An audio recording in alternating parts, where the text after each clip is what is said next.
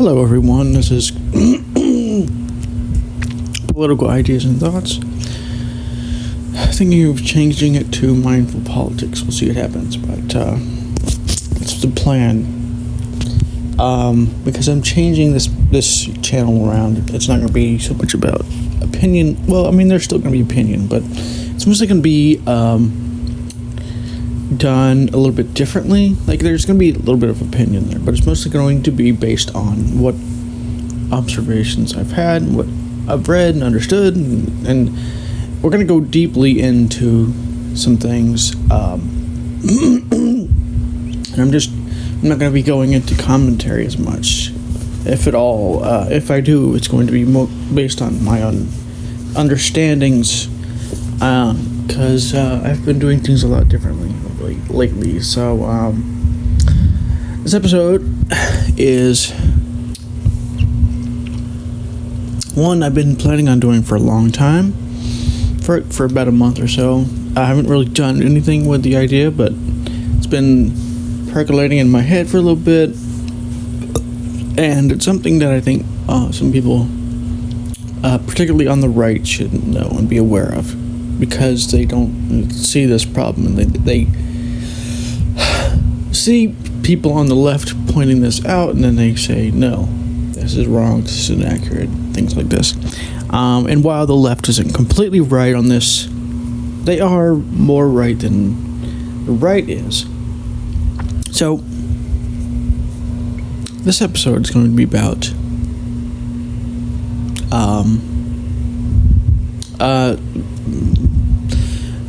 well, it's going to be hard to explain in words, but I'm going to try and explain to you some things that you may not realize or understand. So this is basically going to be about so the left has this idea about how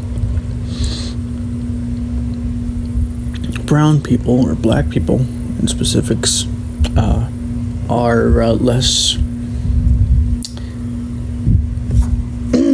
more disenfranchised and have more of a difficult time than white people, and that they are legitimately disadvantaged because of systemic racism. Now, that part is I'm going to go into that, but this is all basically true, but I'm going to be going into why this is true and how this is true. Now, I'm not going to be saying that systemic racism exists. I will say that tribalism is a thing, and that this idea of systemic racism is possible. But even if it is, it's still about tribalism, but that's another subject. One of those things that I wanted to make an episode about, I might do it eventually, is about how racism is actually another form of tribalism. But that's another video for another time. So imagine this, right? So if you're in a country, you're in Africa somewhere in the 1600s or the 1700s, with the culture that they had back in those days in Africa, whatever that culture might have been, maybe they worshipped the sun or whatever stereotypical ideas they had that people have about what Africa worshipped or didn't worship, or did or didn't do. Whatever they did, whatever they actually did, they had this culture, and they were basically captured by slave ships, and then they were brought to the United States or to England or the United Kingdom or somewhere in that area, and they were raised in this area. They didn't have literacy, they didn't have books, they didn't have, a whole lot of the amenities that we have here in the West. And so what happened was slavery ended. Okay, so the problem here is that most people don't understand the influences that our past actually has on us. So I'm going to be going into this later on. So slavery ended, right? But it didn't stop the racism. It didn't stop the systemic racism, as they call it. And they're not wrong in this particular case. So slavery ended, but there were still a lot of disadvantages. They couldn't get good jobs, or they couldn't do certain things. Part of this was because of the way they were raised. You got to remember that slaves, for the most part, did not know how to read. They didn't teach people slaves literacy, or most of the things education-wise that we have now. They were just worker bees, basically. So slavery ended, and not a whole lot changed. And in the South, instead of slavery, they had a lot of these laws they passed. You couldn't vote, you couldn't do all this, you couldn't do that. You had to do all these things, and it's one of those things where I could explain all day and night about the things that they did, and back then. But those things, they still have a bit of an effect, because these things went on for 80, 90 years, 100 years, and when they stopped, it's not like the effects from these things stopped. It's not how this works. We are so sheltered nowadays that we don't even realize how much our culture and our society and our family affects how we do things and how we are as a person or as a group. It's really strange to see. That's one of the problems that I have with the left, is that they have this idea that you are, when you're born, you're basically just a blank slate, and that you can basically be whatever you want to be, and you can be everything you want to be. But that's not really necessarily true. No, I'm not saying that you're not completely, that you're not a blank slate. But there are some things that you cannot do. Like if you're born with a certain defect, like blindness, you cannot be a, pilot. You can't be a race car driver. You just can't be these things. And it's actually way more complicated than this, because our culture, our society, the way we are raised has such an effect. And you can almost think of it as from the line, sins of the father are being passed on to the son. It's kind of the same thing. In some ways, this is actually a good thing and a useful thing, but in many ways, it actually holds us back and causes problems. So we are not blank slates. This is just unequivocally false. Was one of the problems that I have with stage. I was once stage green, so I know how this goes. I had this idea for a long time that we are a blank slate, and that we can pretty much be anything we want. We're not discovering, we're creating ourselves and all these things. It's like new agey understanding of life. But the problem is that we're actually not blank slates. Even when we're born, we're not blank slates, because we have certain genetics, certain predispositions that don't make us blank slates. We have limitations. We cannot be unlimited, at least not in physicality. We can be unlimited in our spirit when we're in the physical world, but we cannot be unlimited physically speaking. That's another subject. But so let's go back to what I was talking about before. So this goes back to now, especially within the last actually 30 years or so. And part of this is, I don't know what's causing this necessarily, but some would argue it's systemic racism, but I'm not sure if that's necessarily true so much as it is. I'm sure there may be some racism involved in some of the people who are doing this, but I think it has to do with cultural differences and the in group versus the out group, basically tribalism. So, for instance, if you're in a certain neighborhood, maybe you're in a rich neighborhood, you're probably going to be in contact with mostly white people. Maybe some Asians, maybe some Jews, maybe like an occasional black person or something. But most of the brown or black people that you'd see are actually going to be working for you. They're going to be poor and things like this. And so what's going to happen is you're going to be growing up in this environment. And what this is going to do is it's going to create a sort of like, well, there's a couple of things it's going to do. One of them is going to create a sort of stereotype of like maybe black people are all poor and things like this. The other thing that it's going to do is because you only know and understand, a certain group of people, and because of this, you are probably familiar with these people, and so you're going to be, probably hanging out with these people more than you would be hanging out with, say, a bunch of street people. And so this is going to be causing you, there's nothing wrong with this.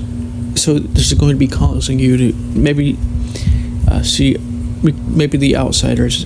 You're going to be seeing the outsiders as like completely different as they are from what they are, or something like this. But the other thing that's going to happen is a sort of preference of sorts. This is an argument that's been made. I'm going to go into this later, but there's this sort of argument that people have made that say that because most of the progressive people, and this has actually been studied and shown, but because most of these progressive people are rich and white, this is why they have these ideas about racism that they do. I don't know necessarily how true this is, but it has been studied and things like this. So it's an interesting concept. So going back to our example of the white person that grew up in this rich neighborhood. So you have these stereotypes now, probably, because even if you have television or something, because you have a certain paradigm, you have a certain way of seeing things, you're going to be seeing them and you're going to be going, oh wow, man, they're whatever you want to call them, inferior, whatever word they would use.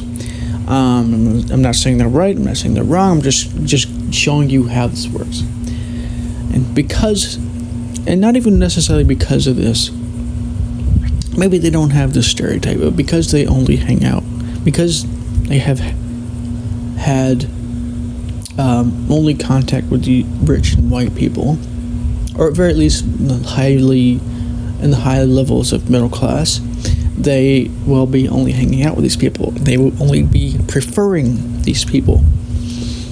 And this could kind of create a sort of a sheltering effect from the harsher elements of society and of the world. Because, not all white people are like this, not all black people are like this.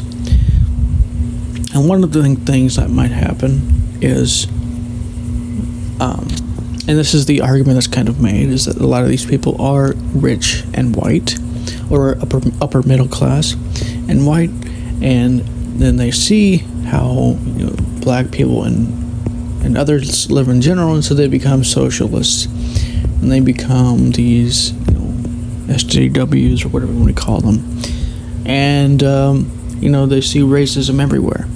I'm not saying that this is true, but this is just a theory that's been floating around for some time. It does make some sense for some of them, sure, but I don't know if it would be true for all of them or even most of them. But that's another subject.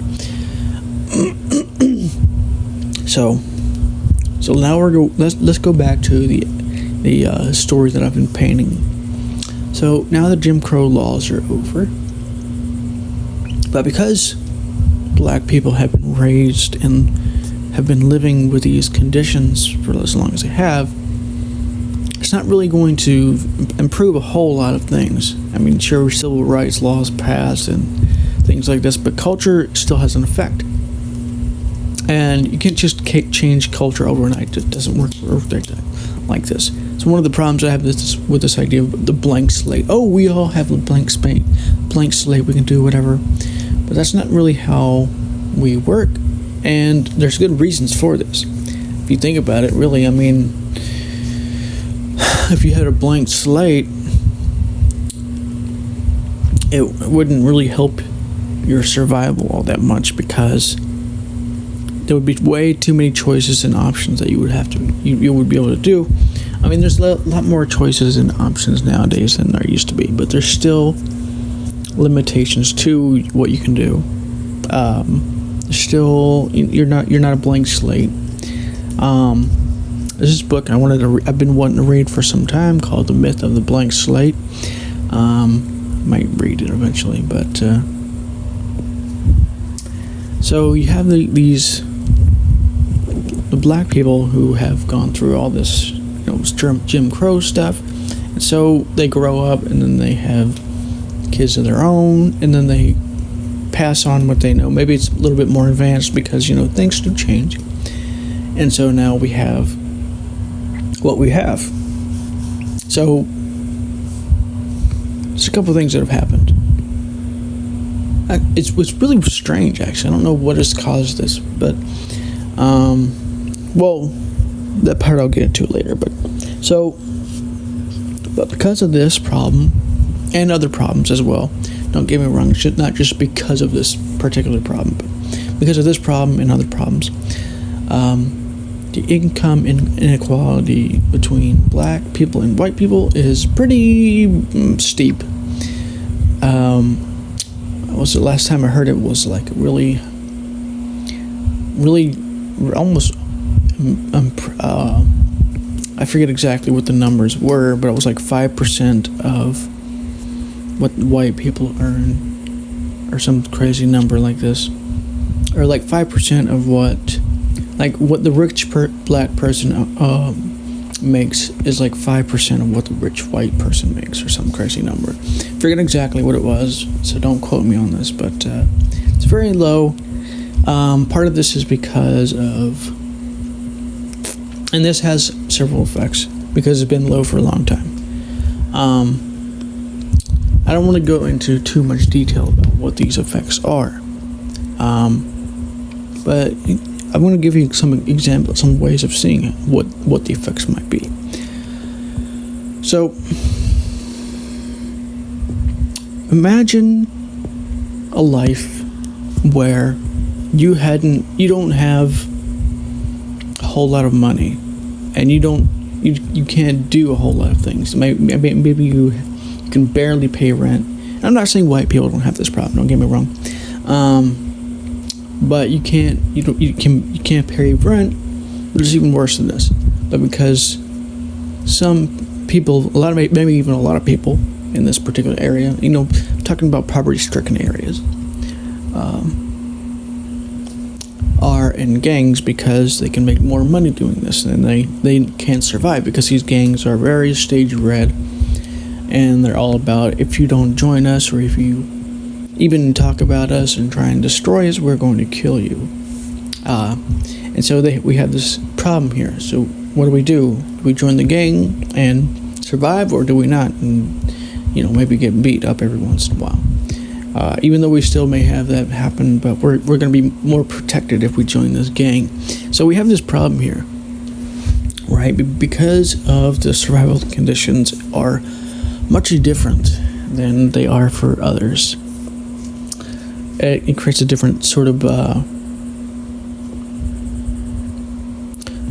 development. And the problem, this is a problem I have with politics in the first place. Especially nowadays. Like, I used to be really into politics. You can look at a lot of my older videos. There's some good ones there, some good points I made in some of them, but actually for the most part, they're not really the greatest because they involve opinion, but that's another subject. But most of the problem that happens with politics is they don't understand things at all. And so they say, oh, just blanket, put money, send money to these people, reparations. And in some ways that could help, don't get me wrong, but think of it this way, right? It's like throwing money at, somebody who's an alcoholic. What is the person going to do? He's going to go buy more alcohol. The only way to deal with this problem is to cure the person of the alcohol. Of course, the problem is, too, that the person who is addicted to alcohol doesn't want to quit alcohol. So you have to sort of work on that somehow. So I don't think the solution is throwing money at the problem. Oh, here's $100 million, spread it around. Yeah, that'll fix the quality. But it's not that simple, because the problem isn't necessarily about the money. And that's definitely part of the problem. But it's also about the area. It's also about how their education system is. A lot of places have, a lot of these places don't have very good education, because the way I've understood it, and the way that I've heard about it, is that the way that I've seen it and understood it and things like this, is that most of where the education budget comes from is from property taxes. So if you have if you're in a rich neighborhood where your property is about, or a middle class neighborhood where your property is like $150,000, $200,000, your property tax is going to be more. Maybe say the property tax is 10%. So this case is going to be $20,000. That's going to bring more money to the kids in the area. But if you're in a poor area, maybe you're living in a trailer or something like this, your property taxes are going to be what, like $1,000 a year, $2,000, and so that's really going to be fucking with your educational budget, and this has a major effect. So I don't think that throwing money at the problem is necessarily the solution, or affirmative action for that matter. Those things can help, don't get me wrong, and they can be useful, but I don't think they're the only solutions. I think the problem is having blanket solutions in the first place. Same could be said for increasing minimum wage. While that could be effective in some areas, it could also be ineffective in other areas. So one of the problems that I have with minimum wage, think of it this way. So if you're living in some place in the middle of nowhere, like in the country, so a lot of the Democrats were having this discussion where they were saying we should have minimum wage, national minimum wage, and there's many problems with this idea. I'm going to go into a few of them here. One of them, probably the most important problem, is that if you're living in the country, $15 is too much, and the companies and businesses wouldn't be able to do it, and they would go under, and then where would you be then? But if you're in New York, it would be too little, and New York City, and you had to find some other way of surviving. The other problem has to do with what happens in some cases when minimum wage goes up. So there's been a few cases of this happening. Well, a few things can happen. One is that the businesses will realize that it's getting too expensive to use people to do whatever the job is, so they will use kiosks or robots. It's one of the things that some of the fast food chains, I think, can do after nowadays. Now that they have, some places have minimum wage, so they got rid of the people and they put robots in their place and things like this. And you can kind of deal with this with the unions, but it's not 100%. And eventually, you're going to have this problem where you're not going to be able to deal with the whole problem this way. The other problem has to do with, so think of it this way. So say your salary was $12 an hour, $12.47. I'm just making a number up, right? And because of the minimum wage, they increased it to $15. What else could a business do? because they might not be able to afford this $15. They would decrease your working hours from 40 to, say, 32. So now you're working less hours, but because you still have the same workload, you're working harder now. And so blanket minimum wage don't work necessarily. I mean, they can work and they can do things, but they can also be problematic. It's a problem with using blanket things like this in the first place. Another idea, which was actually kind of a cool idea, that was, I think it was, I don't know who made it, but who had the idea. But I heard it from Tim Pool, was to have, instead of having affirmative action, having it to where, what you would do is you would have scholarships for, people who are poor, instead of just scholarships for, African Americans or, brown people or whatever. And what this would do is this would, get rid of a lot of the race issues and make it a little bit better to, there wouldn't be a whole lot of this happening. But, like I said, it's not 100%, and there could be problems with that as well, but that's another subject.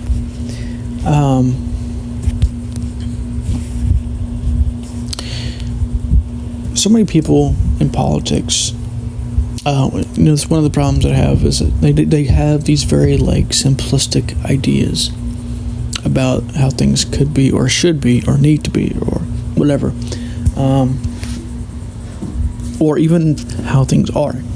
And in reality, this whole thing is like a system. You can think of the government as a system. You could think of our education system as a system. You could think of our culture as a system. You can think of, how we are all raised as a kind of system, because it kind of develops and grows depending on our culture and society and things.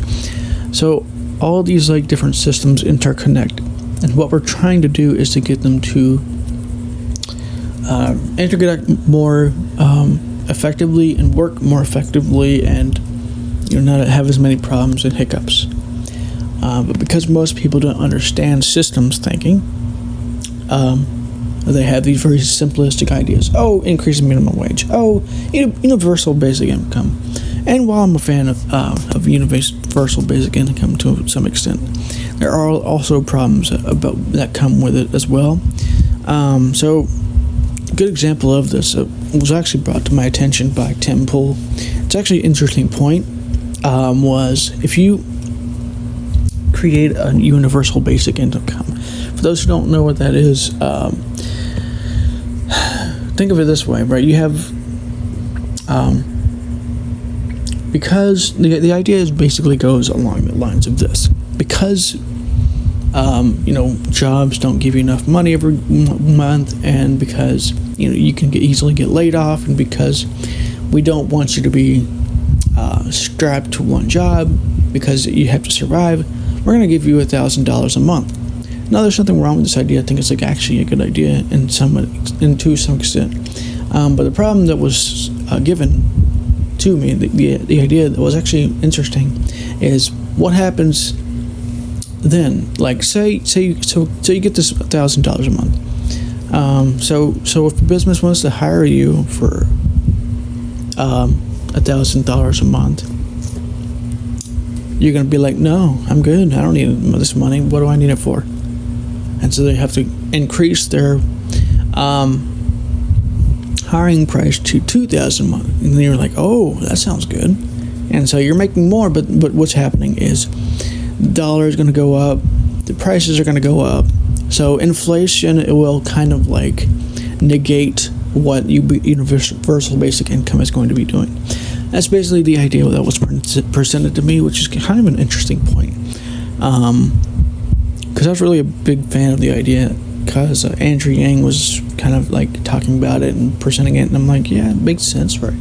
But and then there was that point that was given, and I'm like, yeah, it makes sense too. So you have to balance these things together, and it's really hard to do because most people don't understand this in the first place. And part of the problem has to do with mine in the first place. wants a very simplistic answer. And unfortunately, in life, there is no real simple answers for the most part. I mean, you could find some, but they may not necessarily work all of the time, especially when it comes to something like the economy, which basically deals with millions, if not billions, of people, and deals with multiple countries and multiple systems. That makes things way more complicated. So anyways, just political ideas and thoughts, or the mindful of politics. And if you like this episode, please comment below if you don't, or if you do. If you have any other questions or comments, you can comment below, and I'll talk to you in the next episode.